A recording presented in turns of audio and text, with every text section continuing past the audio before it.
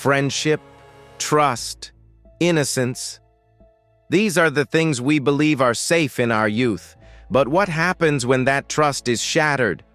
Not by strangers, but by the very people you laughed with, ate lunch with, shared your secrets with. This is the story of Skylar Neese, a straight A student, a daughter, a best friend. Until one summer night in 2012, she vanished. Skylar Annette Neese was born on February 10, 1996 in Morgantown, West Virginia. A beloved only child, she was smart, witty, and independent.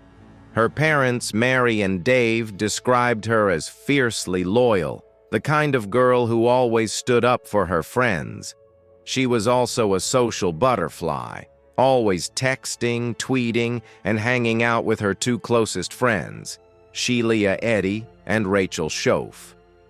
To the outside world, they were inseparable. A trio of typical high school girls, selfies, sleepovers, and secrets. But beneath the surface, something darker was brewing. It was just past midnight on July 6, 2012, when Skylar quietly slipped out of her apartment window. Her bedroom fan hummed softly as she stepped onto a bench, tiptoed down, and crept into the night. She thought she was meeting friends. She had no idea. It was an ambush. Security footage would later capture her getting into a car, Shelia's Toyota Camry, around 12:30 a.m. She never came back. Her parents panicked when she didn't return for her work shift the next day. They called everyone. Her friends claimed they dropped her off a block away after a quick joyride. Police initially treated it as a runaway case. But Skylar's family knew better. She didn't take her phone charger. She didn't bring clothes. She never ran from anything. And so began the nightmare. In the early days, it was a waiting game. Missing posters were plastered across town. Hashtags circulated. Her parents pleaded with the public on TV. Even Shelia helped, crying on camera, attending vigils, posting tweets like, "Skylar, come home. I miss you so much." But behind the fake tears, she knew.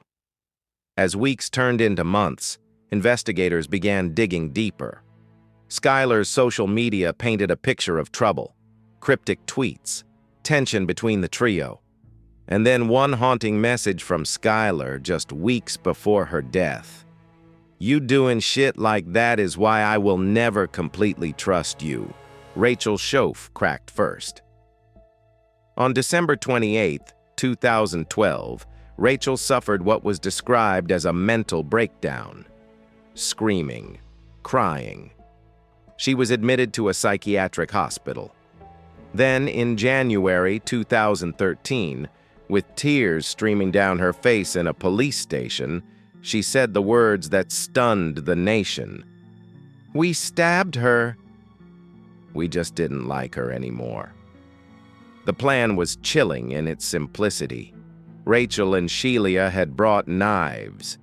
They told Skylar to bring a lighter and promised a smoke in the woods. Once they reached a remote spot in Greene County, Pennsylvania, they counted to 3 and attacked. Skylar fought back, fiercely, but she was outnumbered. Rachel recalled her crawling, trying to escape. They stabbed her over 50 times. Then they buried her under branches and rocks and drove home, bloodied and silent. With Rachel's confession and evidence from phone data and forensics, the police finally had the truth. Skylar's remains were found on March 13, 2013, 7 months after she vanished. Shelia Eddy continued pretending for a while longer, until the evidence became undeniable. She was arrested on May 1, 2013, while picking up lunch with her mother. In court, Rachel pleaded guilty to second-degree murder. Shelia pleaded guilty to first-degree murder. Rachel Shoaf received 30 years with parole eligibility after 10. Shelia Eddy received life in prison, with the possibility of parole after 15 years. Neither girl ever showed a full understanding of what they had done. No motive beyond, we didn't want to be friends with her anymore. That was it. Today, both girls are incarcerated at Laken Correctional Center in West Virginia. Rachel Shoaf has been denied parole twice, most recently in 2024. Her next hearing will be in 2025. Shelia Eddy remains behind bars, eligible for parole in 2028. They live in the same facility, but reportedly never speak. That was it. Skylar's death changed more than just her family's life. It changed the law. In her honor, Skylar's law was passed in West Virginia, requiring Amber Alerts for all missing children, even if they're not believed to be abducted. Her parents fought to ensure that no other child would be overlooked in their most vulnerable moments. She was betrayed in the worst possible way, killed by people she called best friends. But Skylar Neese is not forgotten.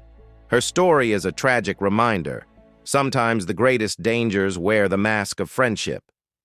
This is Shattered Fates, real stories, raw emotions, never forgotten. Like, share, and subscribe for more heartbreaking true crime stories. Rest in peace, Skylar Neese.